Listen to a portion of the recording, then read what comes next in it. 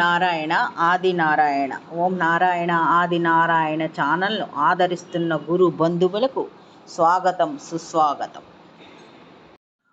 ఓం నారాయణ ఆది నారాయణ. ఓం శ్రీ భగవాన్ వెంకయ్య స్వామి. నేను ఆశ్రిత జన రక్షకుడు, దేనజన బాంధవుడు శ్రీ భగవాన్ వెంకయ్య స్వామి వారి పాద పద్మములకు నా ప్రణామములు. సమస్త సగుణ రూప నిర్గుణ రూప గురుదేవుల పాద పద్మములకు నా నమస్సుమాంజలి. పరబ్రహ్మ స్వరూపులైన సద్గురువులు తమ సంకల్ప మాత్రం చేత ఎలాంటి భయంకరమైన వ్యాధులైనా నయం చేయగలగడం, చనిపోయిన వారిని బ్రతికించడం లాంటి దివ్య లీలలు శ్రీ గురు చరిత్ర, శ్రీ సాయి చరిత్ర వంటి మహనీయుల చరిత్రలో చూస్తాం. దత్తాత్రేయ పరంపరలో అవధూత సాంప్రదాయములో రోగికి విషతుల్యమైన పదార్థములతో రోగం కుదర్చడం అనేది ఒక దివ్య లీల. వారి మాట యందు విశ్వాసం గల వారికి అది అమృత తుల్యమై ఆరోగ్యం చేకూరుస్తుంది. ఈ అవధూత సాంప్రదాయములో మహనీయులైన శ్రీ భగవాన్ వెంకయ్య స్వామి వారు ఇట్టి విషతుల్యమైన పదార్థములతో రోగ నివారణ చేయడం ఎందరికో అనుభవం. అలాంటి అనుభవం పొందిన ధన్య జీవుల అనుభవాలు కొన్ని ఇప్పుడు స్మరించుకుందాం. స్వామి సేవకుడు, ఆశ్రితుడు చలమానాయుడు కుమార్తె వీరమ్మ. ఆమె అనుభవం ఇలా ఉంది. ఈమె వారి వాళ్ళ చలమానాయుడు గారికి ఈమె ఆఖరి కూతురు. చిన్నతనంలో విరోచనాలై తగ్గకపోతే స్వామి శ్రీ భగవాన్ వెంకయ్య స్వామి వారు వీర రాఘవ స్వామి పేరు ఈమెకు పెట్టమని చెప్పారు. అదేవిధంగా ఈమెకు వీరమ్మ అని పేరు పెట్టారు. దానితో ఆ పేరు మార్చడంతో ఈమెకు ఆ బాధ తీరింది. తర్వాత 2 ఏళ్ల వయసులో ఫిట్స్ వచ్చాయి. అప్పుడు చలమానాయుడు గారు స్వామివారికి, శ్రీ భగవాన్ వెంకయ్య స్వామి వారికి విన్నపం చేసుకోగానే స్వామి ఒకసారి పాపని, 2 సంవత్సరాల పాపని కాసేపు ఎత్తుకొని బయట తిప్పి తీసుకువచ్చారట. అంతటితో ఆ వ్యాధి ఈమెకు పూర్తిగా తగ్గిపోయిందని ఆమె తల్లిదండ్రుల దగ్గర నుంచి తెలుసుకున్న విషయం ఆమె తెలియజేశారు. ఇంకొక సంఘటన ఇది. ఏనుగు పట్టాభిరామరెడ్డి సాలల్లో స్వామితో, శ్రీ భగవాన్ వెంకయ్య స్వామి వారితో రోసిరెడ్డి గారు ఒకసారి ఉన్నారు. అక్కడ రోసిరెడ్డి గారు చూరులో చెయ్యి పెడితే నూనె కట్టెడ అనే ఒక పాము అతన్ని కరిచింది. విష ప్రభావం వల్ల గాయము నుండి రక్తము కారి వాంతులే అతనికి చెమటలు పట్టాయి రోసిరెడ్డి గారికి. స్వామి వెంటనే కాటు వేసిన చేతిని 2 చేతులతో, ఆ కాటు వేసిన వేలిని 2 చేతులతో అదిమి పట్టి తొడ కింద పెట్టుకుని ధ్యానస్థులయ్యారు. కొంతసేపటికి రోసిరెడ్డి గారికి విముక్తుడై విషం నుంచి విముక్తి పొందారు.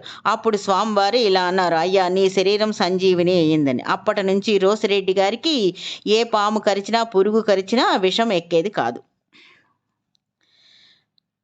ఇంకొక సంఘటన ఇది. శ్రీ వెంకటేశ్వర యూనివర్సిటీలో విశ్రాంత ఆచార్యుడిగా పనిచేసి ఇప్పుడు ప్రస్తుతం విశ్రాంత ఆచార్యుడిగా ఉన్న మునిరత్నము స్వామివారి అనుగ్రహానికి పాత్రులైన వారు అనుభవం ఇలా ఉంది. చిన్నతనంలో వీరికి చూపు లేదు. ఆ చూపు లేని ఇతని మునిరత్నం గారిని 15 సంవత్సరముల వయసు ఉన్నప్పుడు వీరి తండ్రి జక్కంపూడి మునిస్వామి 1963లో రాజపద్మాపురంలో స్వామివారు ఉన్నప్పుడు కలిసి తమ బాధను స్వామివారికి విన్నవించుకున్నారు వీరి తండ్రి జక్కంపూడి మునిస్వామి గారు. అప్పుడు స్వామి ఈ విధంగా అనుగ్రహించారు, అయ్యా ఈయనకి 2 4 కళ్ళున్నాయి అని స్వామి అనుగ్రహించారు. అదేవిధంగా మునిరత్నం తన తండ్రి గారి వద్ద ఉన్నత విద్యను అభ్యసించి అనేక గ్రంథాలు కూడా రచించారు. ఆచార్య పదవిని కూడా నిర్వహించారు. కేవలం స్వామి మాట మాత్రముతో వ్యాధులను నివారణ చేసిన సంఘటనలు కొన్ని ఇప్పుడు స్మరించుకుందాం.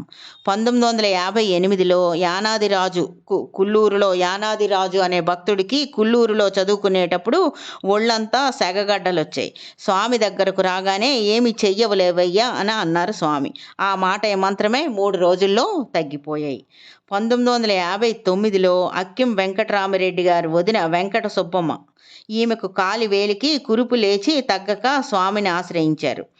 అప్పుడు స్వామివారు ఇలా అన్నారు, అదేం చెయ్యదులే అమ్మా, 4 రోజుల్లో మానిపోతుంది అని ఆ వేలికి 3 చుట్లు దారం కట్టారు. 4వ నాటికి ఆ కురుపు మానిపోయింది. భవానీ సంజీవయ్య అనే భక్తుడు గొలగమూడి వారి అనుభవం ఇలా ఉంది. వీరికి సంజీవయ్య గారికి 20వ సంవత్సరం అప్పుడు కలరా వచ్చి కదలలేకపోయారు. స్వామే స్వయంగా ఇతని ఇంటికి వచ్చి నన్ను వారిని పైనుంచి కిందకి తడిమి పొట్టకి రుద్దుకున్నారు. ఈ సంజీవయ్య గారిని పైనుంచి కిందకి తడిమి పొట్టకి రుద్దుకున్నారు. అట్లా 3 సార్లు చేయగానే వారి నీరసం తగ్గిపోయింది. అప్పుడు స్వామి అతన్ని వెంట పెట్టుకొని, ఆ తర్వాత స్వామి ఈ సంజీవయ్య గారిని వెంట పెట్టుకొని ఆశ్రమానికి తీసుకుపోయారు. అంతటితో ఆ వ్యాధి నివారణ అయిపోయింది. ఇంకొక సంఘటన ఇది. కాగోలు రత్నమ్మ గొలగమూడి ఈమెది. ఆమె అనుభవం ఇలా ఉంది. ఈమెకి 27 సంవత్సరముల వయసులో పొట్ట ఉబ్బి చచ్చిపోయే పరిస్థితిలో ఉంటే డాక్టర్ బేరమ్మ గారు ఆపరేషన్ చేసినా నొప్పి తగ్గలేదు. అప్పుడు స్వామి వద్ద కొన్ని రోజులున్నారు. ఒకరోజు స్వామి చిన్న పొగాకు ముక్క ఈమెకు ఇచ్చారు. అప్పటి నుంచి ఈమె ఆరోగ్యం బాగైంది. ఇంకొక లీల ఇది. ఒక తల్లి తన 25 సంవత్సరముల కొడుకును గొలగమూడిలో స్వామివారి దగ్గరకు తీసుకువచ్చింది.